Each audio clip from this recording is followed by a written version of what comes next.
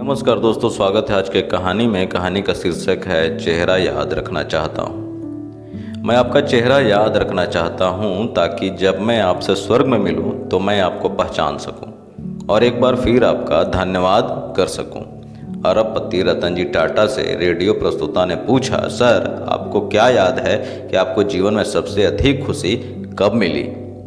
रतन जी टाटा ने कहा, मैं जीवन में खुशी के 4 चरणों से गुजरा हूँ और आखिरकार मुझे सच्चे सुख का अर्थ समझ में आया।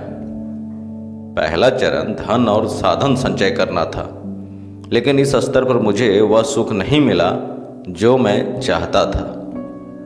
फिर कीमती सामान और वस्तुओं को इकट्ठा करने का दूसरा चरण आया, लेकिन मैंने महसूस किया कि इस चीज का असर भी अस्थायी होता है और कीमती चीजों की चमक ज्यादा देर तक नहीं रहती है। कीमती चीज़ों की चमक ज़्यादा देर तक नहीं रहती है।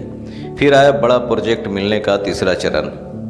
वह तब था जब भारत और अफ्रीका में डीजल की आपूर्ति का 95% हिस्सा मेरे पास था।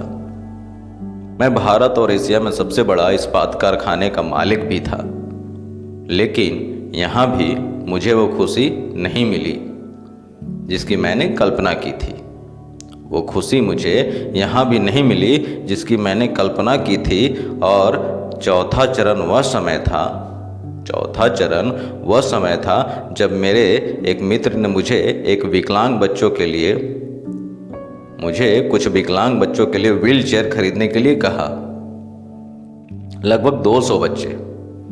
दोस्त के कहने पर मैंने तुरंत व्हील चेयर खरीद लिए, लेकिन दोस्त ने जिद की कि मैं उसके साथ जाऊं और बच्चों को व्हील चेयर सौंप दूं। मैं तैयार होकर उसके साथ चल दिया। वहां मैंने इन बच्चों को अपने हाथों से ये व्हील चेयर दी। मैंने इन बच्चों के चेहरों पर खुशी की अजीब सी चमक देखी।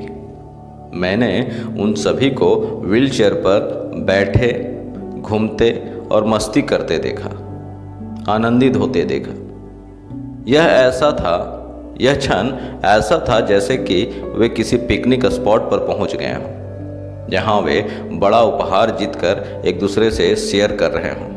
मुझे अपने अंदर असली खुशी उसी समय महसूस हुई जब मैंने छोड़ने का फैसला किया तो बच्चों में से एक ने मेरी टांग पकड़ ली।